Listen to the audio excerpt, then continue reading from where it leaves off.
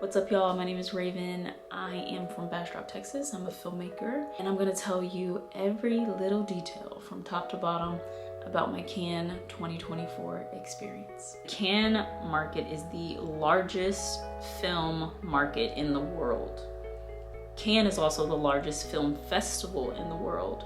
So people from all over the world are coming to the Cannes market to purchase and sell films. It is very, very cool and awesome. There are multiple floors. Imagine like an empty floor of like an auditorium, right? What they do for the Cannes marketplace, people come and set up pop-up shops, basically. They turn this empty auditorium floor into like a shopping mall for movies. And so they set up their pop-up shops. They have like, you know, different colors and designs. There are different countries represented, which is so cool. And you can always tell who had like a little more money because their pop-up shop might be bigger or it's at a great spot. So as soon as you walk in, it's the first person you see. Like all of that costs, you know, extra money. Spain, for example, Spain had a beautiful setup at the marketplace. They had tables for people to take meetings. They had a balcony where they were served. They would do like cocktail hours where they would have drinks and little snacks. And it was just a great place to like mix and mingle. And so I'm sure Spain did great. I hope y'all did awesome. When you're walking through the market, you want to talk to everybody working because you don't know what these people do, okay? Talk to the person at the front desk, ask them what they do, ask them how they got that job. Like we met so many cool people just talking to the people who work there. Same thing at the American Pavilion. If you're going to the pavilions, talk to the people who work at the front desk, learn their names, pay attention to everybody working. You have no clue how they can bless you or how you can bless them or how y'all can connect. And I feel like I met a lot of really great people by just talking to everyone who worked there. If you're watching this and you're in your 20s or whatever, there are people that are in their 20s, they're in school or they just graduated like myself. So literally everybody that I talked to and met, I feel like we were all in kind of like the same boat. So I had a Marché badge. I did not cover the cost of it. Shout out to FSU Film. Thank you guys for doing that. Marché means market. I had a badge that got me access to the Cannes marketplace, right? That badge, according to Google, is about 499 euros or $526.55. The flight cost is gonna be around $600 or $700. Airbnb, I couldn't tell y'all. I don't know. I didn't really look into it again. Like this was all covered by my school. Yeah, meal cost. Every day, I think we paid around like 20 or so euros, which translates to like 21, 22 American dollars. So pretty standard when you're thinking about like eating breakfast, lunch, and dinner and paying for it. I would say to be safe, you know, a good 25 American dollars for every meal if you're gonna be eating out frequently. However, there are fast food chains at Cannes. There's McDonald's, there's the other burger place, was it Freddy's? I paid a lot with my debit card. I did bring euros. I think I brought around 200 euros. But you are able to use your debit card as long as you let your company know ahead of time, of course. I do think I had some trouble using my credit card. I have a Discover credit card, so I don't know about that, but definitely just call ahead of time. Call your debit company, call your credit company, and let them know you're gonna be in Cannes, France, baby. You need to swipe, okay? I used the cash, the euros, for when I was like out shopping, like at little like, I got like a nice little dress and I think I might have paid euros for that. You pay the drivers, like you often pay the drivers in euros, so that's one of the reasons why you wanna do that.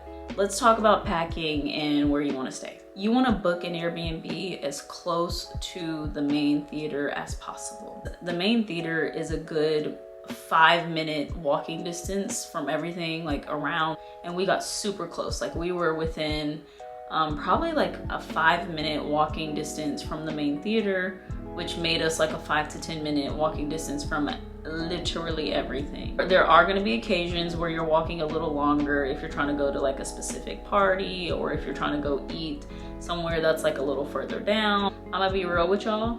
The longest walk that I took was to see this documentary, and I was with a friend. We walked at least like 30 minutes there, maybe 35 minutes there.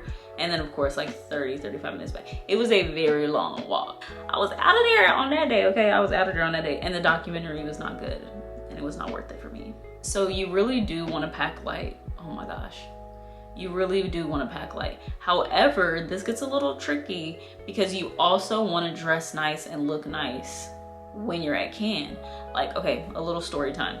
A couple of my friends had just got in from the airport. Like, I think it was their Airbnb host. I want y'all to really think about what you're wearing when you get, you know, when you're traveling. You're wearing sweatpants, you're wearing a t-shirt. Your Airbnb host goes, y'all can't wear that. He was like, y'all can't wear that. What are y'all wearing? Like, this is Cannes. Don't you know you have to dress up? I was like, yo. So it is definitely expected, you know, you want to stunt. You want to put on your blazer. It doesn't take much to stunt. Literally put on a blazer. I could have packed lighter. The hard part was that traveling to Cannes, one of my luggage wheels broke off. There's a lot of cobblestones. Okay, so imagine, and there's like little hills and stuff. So imagine you have a huge suitcase. One of the wheels is falling off. So now you have a 3-legged suitcase. It's not like you just walk outside of your Airbnb and you just go across the street and get into a car and you go to the airport. No, honey, you're gonna wiggle and wobble through some cobblestones. So it was really, really unfortunate that my wheel broke off. I think my airline was like United or American. They still owe me some money for that. Pack light, look fly. I'm just gonna leave it at that. Remember that the outlets are different as well. You're gonna need to have like a different outlet bag or whatever. Be thinking, do your research. Day one, we went to the American Pavilion, which is awesome. At the American Pavilion, you're getting associated with people from America. There are lots and lots of pavilions that are representing different like countries. I believe that there's the American Pavilion that you have to pay to get into, but there's also, I think, the USA Pavilion, which is free. They also had incredible panels with like filmmakers whose features had gotten into Cannes, and with filmmakers whose documentaries had gotten into Cannes. So the panels, you know, are always awesome at Cannes. Keep your notebook, bring a pen, take note. Yeah, you want to meet people, you want to come out of your shell, you want to tell them what you do, how you're there, why you're there. We were still in post on our first feature for FSU Film that I had the honor of directing. They have intrigue when you're like, yeah, I just directed a feature and I have a little bit of information about it. And then we gave them like these cool little, oh, that one. And then I would show them this, which is just like a still from the feature. But these worked great. So if you're there with like, and you're representing some kind of film, definitely get yourself a little like, you know, a little calling cards for them to remember you by. After day 6 of Cannes, I was really, really tired. I was overly caffeinated. We were getting home around like 3 a.m., 4 a.m. sometimes, and like that was the norm. Like getting home at 2 was early. I wanna go over like the ideal day. I would have loved to wake up at like maybe 8 a.m. every day. I would have loved to spend like the first 30 minutes to an hour just planning my day, or like planning the next day, right? Okay, like circling panels and circling events and cocktail hours and parties that I really wanted to go to. That way I'm not like doing it on the go, which means I would have wanted to also get back inside and like go to sleep around, you know, 1. The perfect day at Cannes looks like getting out of your room by like 8:39, going to get some espresso and a little bit of breakfast, and then going to your first panel, your first like business professional event, 1 or 2 of those, maybe going to a movie and then grabbing lunch, and then after lunch going to another like business professional type thing. If it's your first time at Cannes, you want to meet people. Like the movies are great, don't get me wrong, but if I'm 26, I'm young, I'm at the beginning of my career, I want to meet people, I want to make connections. Maybe 1 movie a day, and then the last like 4 or 5 days, I would say I started seeing like 2 movies a day. And I was there for 13 days. So I saw at least, you know, like 15, maybe like 17 films. What are industry professionals doing at Cannes? People are not only making deals at the market, people are making deals at brunch, people are making deals at dinner, people are like, you know, meeting and getting to know each other at parties. Some people just come to have a good time. I met one of Beyonce's dancers because she was dancing in one of the films. So like, I met an underwater cinematographer. He was incredible. His short film that he shot was just at Cannes, and we spent a lot of time with him. So everybody is just like, a lot of people are there because they might have a project screening somewhere at Cannes.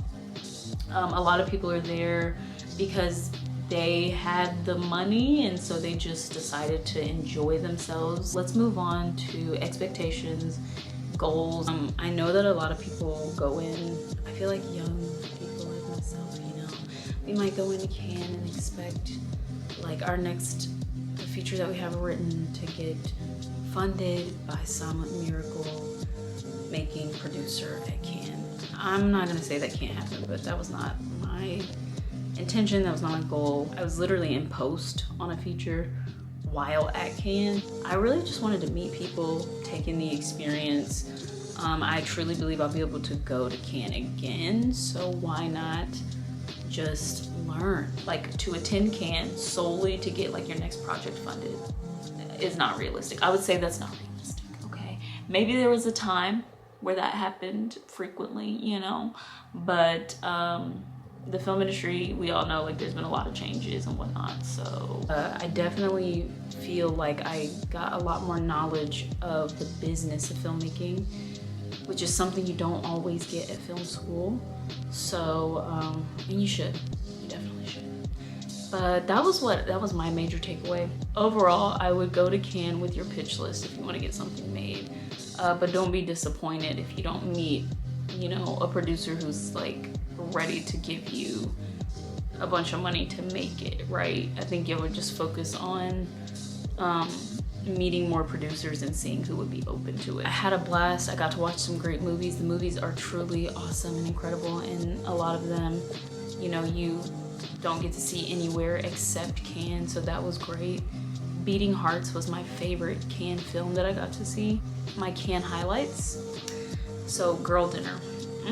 Girl Dinner was my favorite night at Cannes. Basically, I got invited by a Cannes mentor, if you will, named Sydney, and she's a legend. She's awesome. The youngest person was 22. The oldest person was probably in their 80s, if not older. So it was just beautiful to see like so many women who were producers and buyers and sellers and people who just love the business of all ages, and that was a really inspiring night.